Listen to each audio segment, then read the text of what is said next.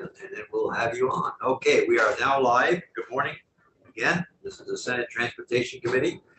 We're going to continue our discussion on the replacement of the gas tax, some sort of a fee-based tax electricity. So I'm open for a lot of different comments. So next, Andrea, are you with us this morning?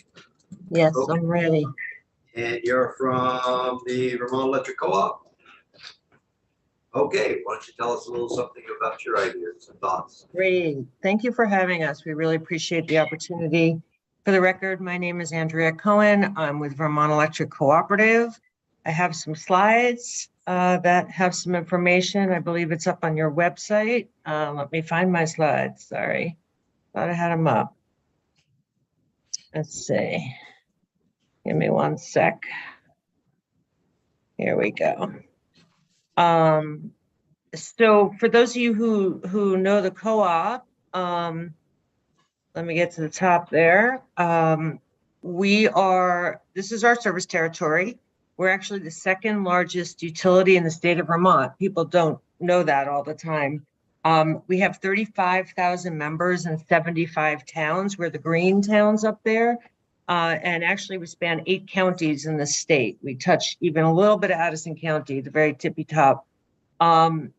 We have 41,000 meters and 2,800 miles of line in our service territory. And we're very rural in a way that that is how many meters per mile. We have 14 meters per mile. We are a winter peaking utility. Last year we peaked on January 14th at 5 p.m. How that is relevant, sometimes when we're talking about things like renewable energy and integration on a cold winter night, that makes it a little tricky to just use solar, for instance. So I wanted to share some information that I thought was maybe a little different than the other utilities, just to diversify some of the information you're getting today. You'll see there's a lot of consensus, a lot of similar issues. But to give some context to the whole conversation, carbon reduction, we have requirements to engage in carbon reduction in terms of our energy transformation programs, and that's a state requirement. And as you see, the blue bar at the bottom, that is the relative share of carbon reduction that we're doing relative to for electric vehicles relative to some of the other measures. So you could see the orange, you could see the heat pumps, really big part of that. But the EVs are a small part, but they're growing and will continue to grow, as you know. We do an annual member survey, and I thought that would be interesting to share some information from our annual survey of all of our members. And the arrow is pointing to 2 years ago. One of the answers to the question is, how likely are you going to be driving electric in the next 5 years? And from 2019, there was 61% of our members said, it's not at all likely they're going to be driving electric in the next 5 years. And you can see that considerable decrease. So that kind of confirms what you've been talking about, that we're going to see more and more uptake of electric vehicles. And you could see that change is pretty dramatic just in a few years. I'm amazed at how many pellet stoves. That's on the other column, but it was amazing growth on the pellet stoves. Wow. Yeah. That's yeah, huge. We're hearing much more popularity of pellet stoves as well. Yeah, that's amazing. Yeah, it's big change. Okay. An interesting thing too is the diversity. So this is our service territory. The muni towns are not carved out just for simplicity. But we asked our members in the member survey that same question: how likely are you going to be driving electric in the next 5 years? And what I did was I broke out by VEC district. And what the purpose of this map is to show you there's quite a diversity within our service territory. If you go over to the District 5, which is Chittenden County more, 44% of the members said, oh yeah, we'll be driving electric in the next 5 years. If you go over to the east side of the state, 19%. That's a dramatic difference just within our own service territory about what we can expect for uptake of electric vehicle usage. I thought that would just be interesting as we're going ahead, because there's a lot of concerns that we have about equity of how we do things. I'll go quickly through these. We broke that same data out by age. And what's interesting is after the youngest members or the, more likely to be expecting to drive electric, it's the older members. So it's the youngest and then the oldest and then those folks in between. So I thought that was kind of interesting that our older members are a little more engaged in this and interested in this than some of their younger neighbors. Yeah, it's very interesting. I love digging into this. It is interesting, isn't it? Yeah. Ageism at work. Right. Ageism. We asked about whether they were renters or they own their homes, and you could see there's a very big difference. The folks that own their home are much more likely to be expecting to drive electric in the next 5 years. And then income, probably no surprise, the folks with a higher income are more likely to drive electric, and you could see how that plays down to the different income levels. What does this all say to us? To us, it means the equity matters a lot. We're a co-op, all of our members, everybody, it's democratic governance structure, and we want to make sure that all of our programs and the programs that you're working on, really consider that as a priority. So as we look at the topic at hand today, having all road users contribute to the T fund is really important. Everyone who uses the road should pay in. And based on what we know, and we've been participating for years in the PUC studies and whatnot, our determination is the mileage-based user fee is the most equitable to ensure that everybody pays in. We also surveyed our EV drivers, and the reason we wanted to share this is to show that green is, those are the folks that have level 2 chargers in their home, and the blue are those that don't. And so when you're talking about, actually 63% of those surveyed that have EVs have level 2. The concern, again, with the equity there is that 38%, we have no visibility into their usage, right? We could see their usage goes up or down from the smart meters, but we don't know it's because they're heating their hot tub or they're plugging in their car. Like, we have no visibility into that. So those folks would not be remitting any tax because we wouldn't know even how to charge them for that. And even those level 2 folks, the green folks, a lot of them are doing that behind the meter. We call it, like, it's not something, again, that we have visibility into. Even our location in Johnson, we have a level 2 charger for employees and guests to use. And it is just part of our electric bill. The town of Johnson actually is our service provider. And as far as they know, we're just paying our bill every month. They have no idea what portion of that is the EV charger out front. Andrea, I'm really surprised at that. It's meaningful to me that more than 33% of electric vehicle owners are just using an extension cord, that they didn't take it upon themselves to get a level 2 charger. The time difference, just to refresh my memory, it's like 24 hours for level 1. How fast is a level 2 charger for your average EV? I have a hybrid, and it takes me like 2.5 hours at the office at a level 2. I don't know, folks with full EVs might say how long it takes them. So when I use the level 2 at work, I just plug in, and by lunchtime I'm ready to roll. But if I don't have a charger at home, my situation is different than most. But like Amber was saying, for a lot of folks, if they just go home and plug in overnight, and we did ask that question, I don't know if I have it in the slide deck. We asked, why aren't they doing level 2? And the number one answer was because the cost of that. Oh, wait, it's the slide ahead. Let me get there. Andrea, could you tell us, GMP provides a level 2 charger. Does Vermont Electric provide that benefit to its customers as well? Because that would influence, I would think, the response you got on the previous slide. Yes, we actually just started that in 2023. So I have a slide on that. We've just kicked off a program, and I do expect it would make a difference. You're correct.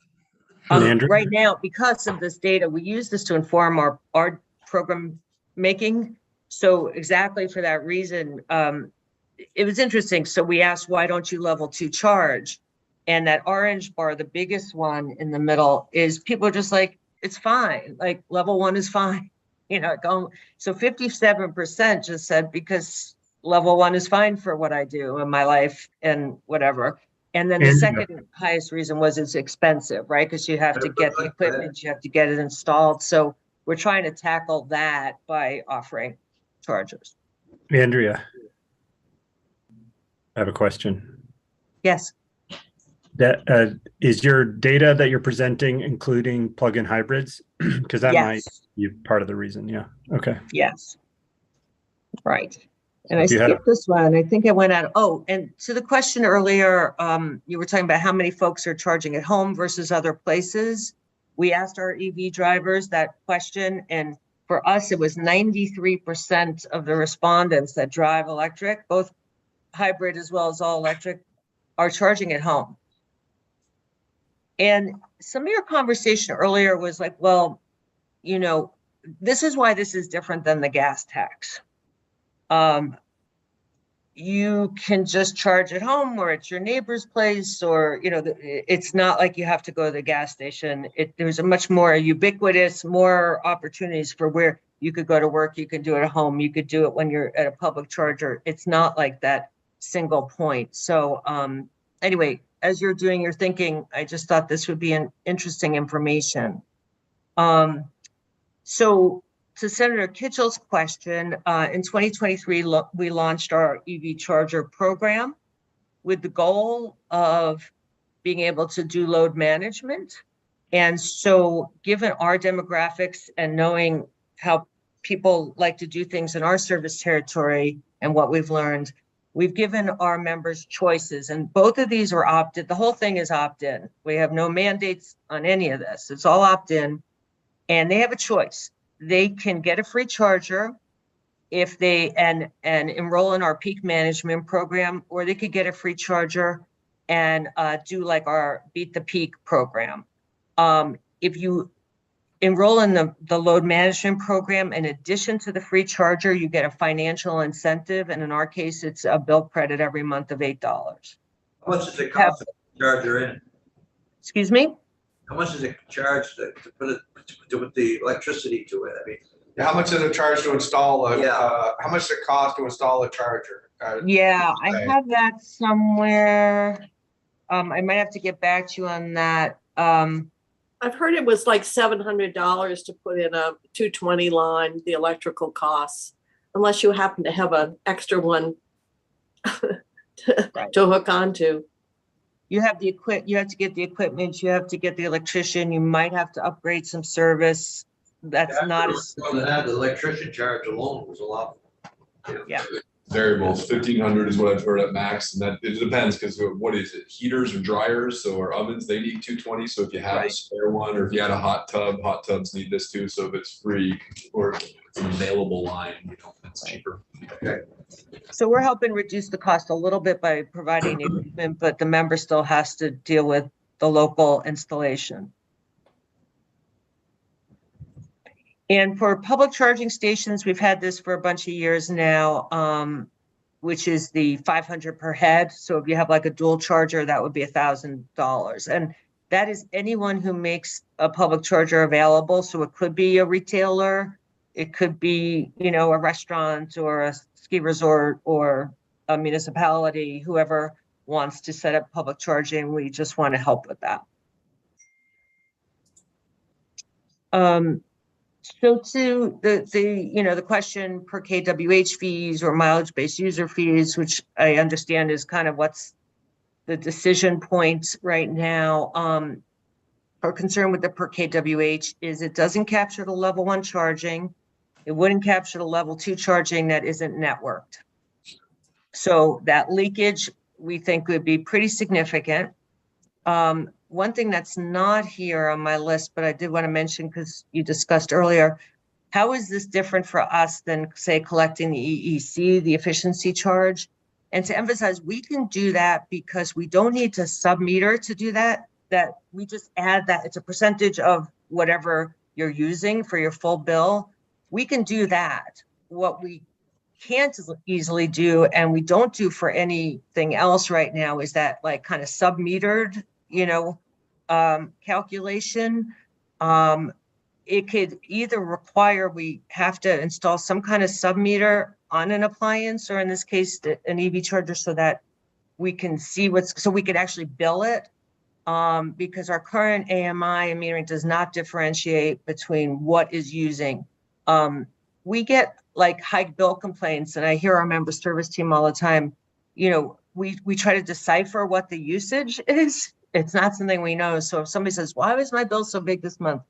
We'll talk to them. Are you running fans? Is there a pump that's malfunctioning? It's not like we know whether they're heating their hot tub or doing something else with it. So that's how it's different than the efficiency charge, because the efficiency charge, we just do it as a charge on the per kW, on the kWh that we're already metering.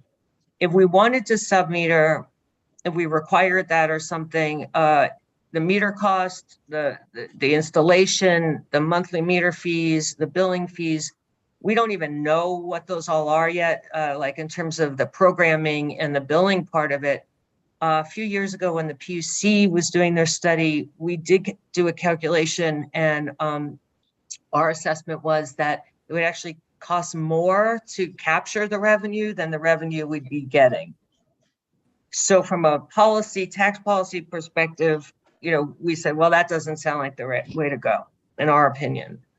There was some discussion earlier about, the voluntary nature of the home charging and load management programs now. If it was going to be a per kWh fee, I guess you'd have to make it mandatory. And then we wonder then what's the compliance mechanism? That's a whole nother big conversation. And talked about that next point. So we just don't, the last bullet is not wanting to discourage EV drivers from installing level 2s, and not participating in load management. A benefit to the mileage-based user fee, in our opinion, is it segregates that, it separates that. So it would not be a disincentive to driving, it's rather to participating in the load management, that you're bifurcating that. And so you're not having that disincentive to participate that was talked about earlier. I think that's the main points, just for the sake of time, and I'm happy to answer any questions. You're not opposed, Andrea, to working with us as far as trying to figure this out as we move forward, and joint participation with us? Of course, we'd be happy to continue. I think it would be interesting, maybe at some point, what I was gathering was, the metering, the complexity of that, and what smart meters can do and not do currently is really worth, exchanging information about. I think Julia was speaking about that before a little bit. Our smart meters are not as smart as you might think. They tell us, we can beep them, and they tell us the power's on or off. We could actually even now remotely connect and disconnect. We have new meters that save the customer a trip fee, like seasonal folks. We don't have to go out and charge them to turn off the meter.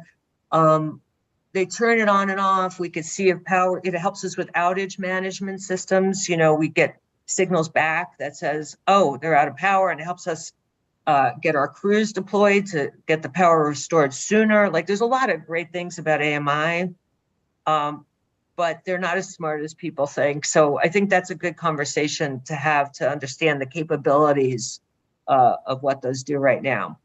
And one of the things I want to throw in there as well, we keep on hearing about how we're not going to get the benefits of people level 1 charging, but you can get free television too and save $200 a month, and not many people do that.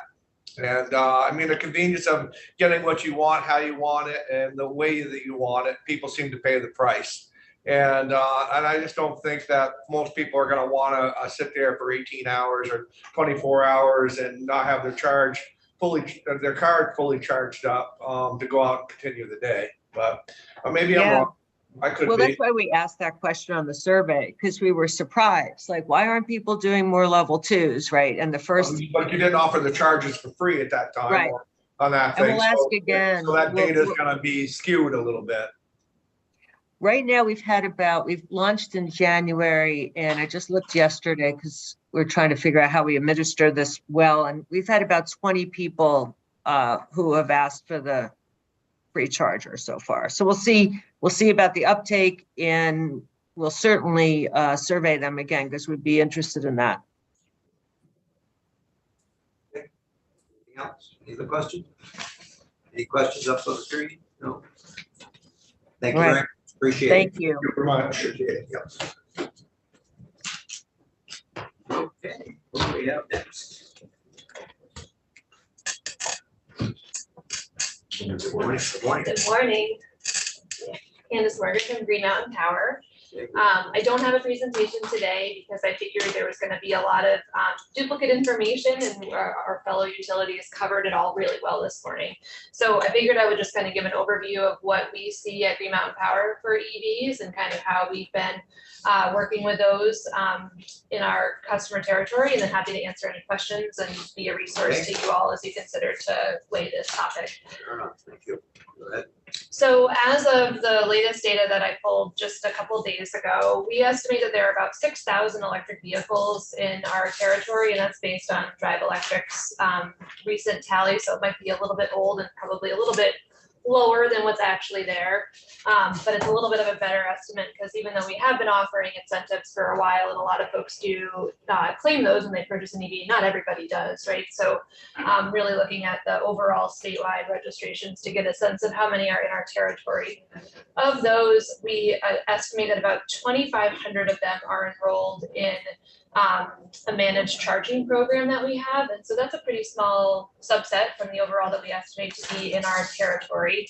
And we have been offering a level 2 charger, as folks have mentioned throughout the morning and that you all have talked about for quite some time. But despite offering that, it still does require a lot of work on the customer's end to install that charger, pay for an electrician, and it might just not be worth kind of that effort at the time. And especially true for folks that have a plug-in electric hybrid, rather a plug-in hybrid, just because the battery size is pretty small, and so they do get by often with a level 1 or a trickle charger, as we like to refer to that. So we're excited about more and more folks joining our managed charging program because we really think of electric vehicles not just as transportation elements, but actually really as part of our overall grid modernization work, because we can really tap into those, as Amber articulated really well from BED, to help drive down peak events and prevent us from having to purchase too much power when it's like the costliest as well as the most carbon intensive at the regional level.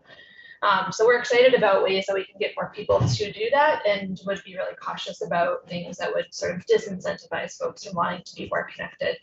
And that's why we have historically been supportive of and would continue to be supportive of looking at a mileage-based approach for this, but also happy to work with the committee as you think about public charging or fast charging and sort of what that should look like in terms of how that those costs and potential fees could feed into the transportation fund, because we know that's a critical component of maintaining all of our infrastructure in the state of Vermont as well. Yes. Maybe not today, at some point in the future, if you want to point me in the right direction, Sure. I'd just love to get a primer on these smart meters, these advanced metering and whatever AMIs. And so I heard two-way communication, and I just wanted it through the power line, independent of any additional internet service. So I just love to know from that power meter if what communication can also be done on the house side of it. If you can speak to that, or if you have some other place you point me to better. Yeah, I'm happy to get like a little bit more beyond my level, although Andrea, I thought, did a great job, and others too, in terms of what that information actually looks like to us, which is really just usage and sort of on a 15-minute interval. They're really critical for us as we look at storm response and other things, because it helps us know when there's an issue before a customer has to report on, and it's also certainly helpful as we think about understanding what's happening in different circuits and all of that, but it's not so smart as to tell us what it is that's being utilized at that moment in time. Could it be? And who could tell us about what the future of this Sure. engineering is going to look like? Yeah, okay, we're happy to, it's a question that we ask a lot in terms of what else meters could or possibly want to do for us as we think about our grid. So I'm happy to kind of connect with you on that for sure. Yep. I'm good. We're just trying to figure this out. And I think the message that I hear loud and clear is that there's not a lot of interest from the power companies to do this, but they can do it. Maybe not now, or maybe as we move forward, we're working together, and we have a couple of years to do this, and we have one chance to do this right. We have several chances to do it wrong, but I think we have one chance to do this right. And I would like to start down that road of the right direction. And, it just seems really, the power companies are already doing what we're asking to do. They're collecting monies. They're sending that money out. I think we can figure it out. I think if we keep on working together, we can figure it out. And hopefully everybody will stay as agreeable as they've said today, that they'll work with us so that we see if we can make this work. I think we can. Senator Project, anything? Senator Kitchell? No, I don't. We're getting kind of a consistent theme here, and I think the important step now is to hear. I don't think we had the full presentation, and I hope AOT can perhaps come back and give us perhaps an update or expanded briefing on the work that they've done relative to this revenue replacement work and study group. Thank you. Yes, Senator Jim. I guess I'll say a couple more things. So I definitely think to what we're interested in understanding more, in my mind, what I'm understanding so far is going to fall on those advanced meters and what we could get those to do. And I don't think they can do it now, but maybe they can do it in the next 2 to 10 years. I'm on this topic. My mind is continually coming to we need public level 2 and level 3 chargers to have a kilowatt rate assessment fee to feed the T-bill, and that's only going to get about 20% of our current traffic, and those are going to be mostly out of towners. I think we, as a hybrid approach on the shorter term, looking at 2 to 5 years, I think we should look at car registration fees for electric vehicles. And electric vehicles registers in Vermont, there should be a flat assessment. That's what I think a lot of electric owners want to do to contribute their fair share. So I'd support a variable rate for electric vehicles. And then as for the mileage-based usage fee, I think the biggest concern I've heard that I would love to be in the conversation with V-Trans, and I don't know if this has already been considered, but at the inspection point, when they are assessed that mileage-based usage fee, I would hate for them to have to pay that huge amount that 1 month. So I think we as a state need to incorporate a payment plan, and that needs to be offered so that they don't pay it that month, and they can very easily, not done by the mechanic, not done by the shop, but by the great state of Vermont, can somehow allow them to pay it over time in a more manageable way. I look at this is that we are probably going to have to hire a larger amount of people, and for what we have to pay those people, that we could spend less by working with the power companies and incentivize them to help us. I think that we could do it more efficiently, and that's my thought process of it. I'm not against incentivizing. I'd also say we could also just require it. That'd be part of the conversation. All good discussion. Not going to solve it, like I said today, but it's a good discussion to have. Keep working on it. Anyone else in the room this morning has any comments? Yes, Leo Noy, Melissa Daly from Public Service Department. Okay. All right. We got another person, I guess, online.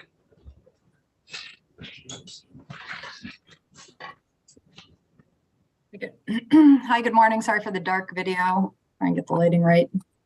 Good morning.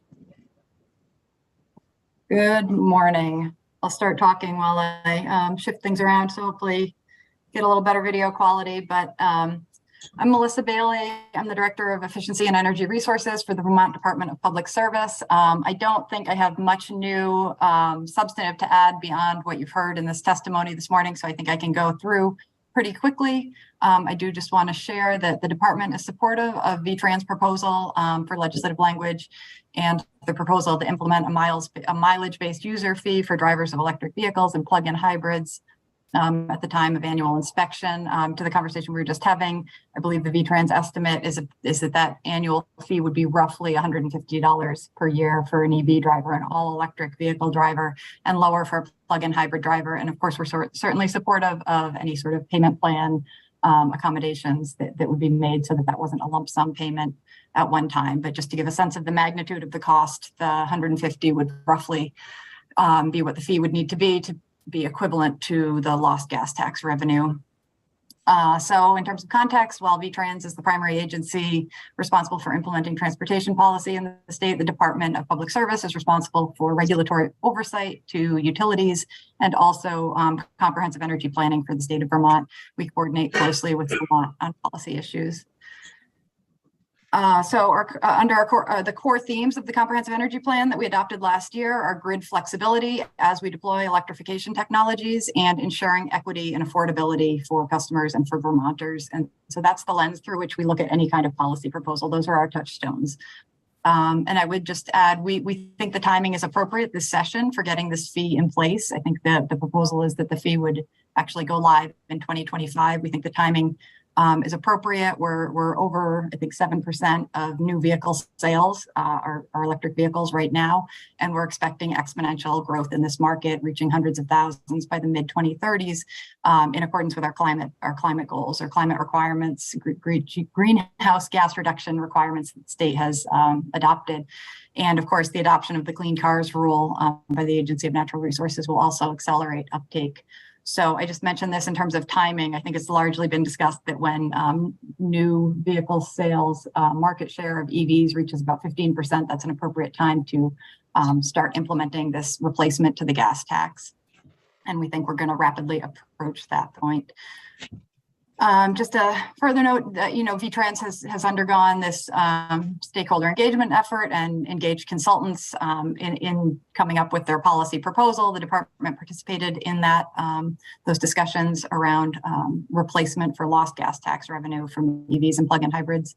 That effort explored what's being done in other states and to an extent evaluated pros and cons of different policy options. So the department shares with the committee the goal of fairly and accurately charging EV drivers to fund transportation infrastructure in the state. And the VTrans proposal seems to hit the mark there by being both equitable and implementable.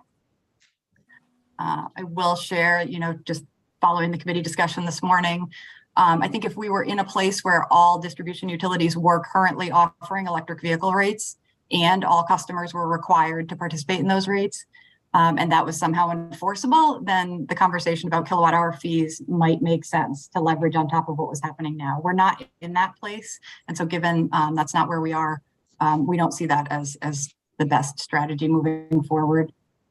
And I'll just close by saying we do share the concerns around feasibility of implementing a per kilowatt hour fee and the cost of doing so that have been expressed by the utilities.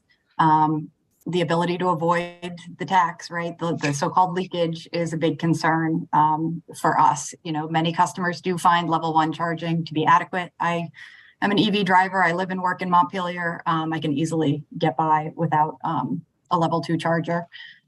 And others are in that same situation, and customers may choose not to do managed charging for many reasons. And then there are kind of two categories of cost concerns. There's the concern about just the implementation costs of the infrastructure that would need to be deployed to collect the data and transmit the data. And again, the feasibility of doing so. And those costs would fall on all electric customers, which is a concern for us, given the context that we're trying to keep electric rates low to facilitate electrification and meet our climate requirements. And then there's the cost concern of sending the market signal to EV drivers that they're going to have an additional per kilowatt hour fee that makes the economics of purchasing an EV a little bit more challenging. So again, I'm happy to answer questions, but that's the department's position is consistent with VTrans on this policy proposal. How many people do you think you need to hire to collect this money? I don't think the Department of Public Service would be collecting the money, but I think that's a modeling. You've done the modeling probably, or sounds like you've done some modeling or whatever. So I guess my point is one employee with the state has done $100,000 to do that. It's 666 customers.